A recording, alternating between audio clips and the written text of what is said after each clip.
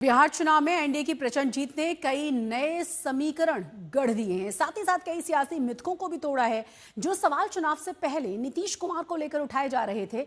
इस अविश्वसनीय जीत के बाद नीतीश ने सारे सवालों के जवाब दे दिए हैं। हालांकि सबसे बड़ा मुद्दा नीतीश के मुख्यमंत्री पद की दावेदारी को लेकर था, जिस पर आज तमाम सहयोगी दलों ने समर्थन में मुहर लगा दी है। चिराग पासवान और संतोष मांझी ने नीतीश से पटना में मुलाकात की और खुलकर कहा कि नीतीश को ही सीएम बनना चाहिए। एक और साथी उपेंद्र कुशवाहा ने भी नाम पर सहमति जताई है। अब देखना यह होगा कि ताजपोशी की क्या तारीख तय की जाएगी, लेकिन उससे पहले आज हम आप चर्चा करने जा रहे हैं कि नीतीश की जीत के क्या क्या मुख्य कारक रहे हैं।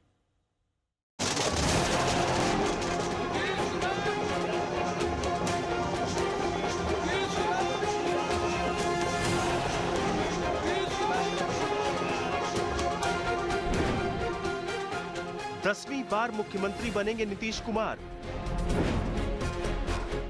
बदली बदली नजर आएगी बिहार की सरकार। सारी सियासी आशंकाएं ध्वस्त हो चुकी हैं। विरोधियों के सारे अनुमान फ्लॉप शो बन चुके हैं। सोच से परे और समीकरणों से आगे बिहार के नतीजों ने एनडीए को डबल सेंचुरी के पार पहुंचा दिया। तो एक बार फिर नीतीश कुमार का कद सियासत के आसमान को छू रहा है।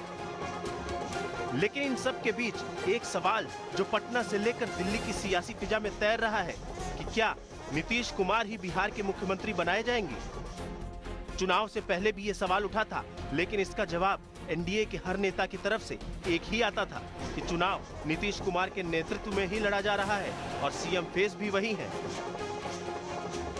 अब जबकि 89 सीटों के साथ बीजेपी बिहार के महासमर में सबसे बड़ी पार्टी बनकर उभरी है, तो फिर बिहार के सीएम को लेकर सस्पेंस गहराता जा रहा है, क्योंकि बीजेपी की तरफ से किसी भी बड़े नेता ने नतीजों के बाद साफ तौर पर नीतीश कुमार के सीएम बनने की बात नहीं कही है।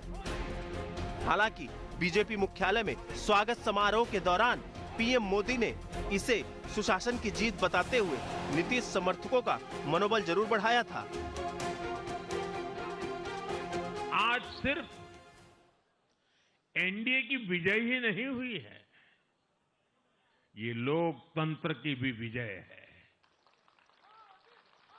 भारत के लोकतंत्र पर भरोसा करने वालों की भी विजय है।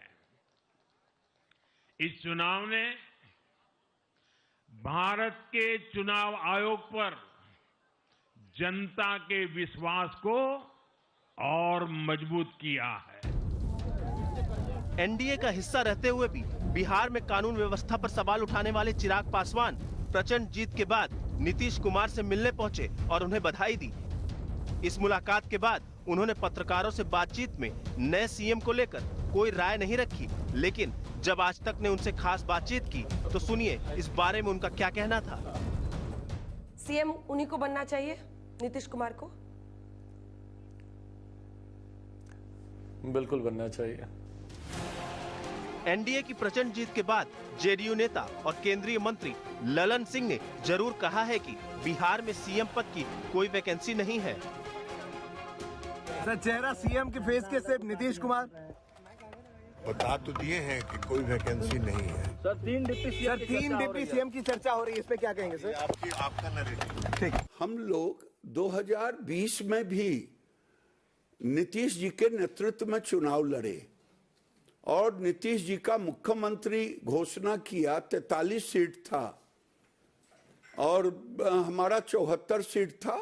हमने माना। इस बार भी अमित शाह जी ने कहा न बिहार में मुख्यमंत्री का पद खाली है और न दिल्ली में पीएम का पद खाली है, तो हम माने हैं उन्हीं के नेतृत्व में सरकार बनेगी। अब हर किसी की नजर इसी पर टिकी है कि बिहार की बागडोर नीतीश कुमार को ही सौंपी जाएगी या फिर बिहार में भी महाराष्ट्र वाला प्रयोग दोहराया जाएगा। आज तक ब्यूरो।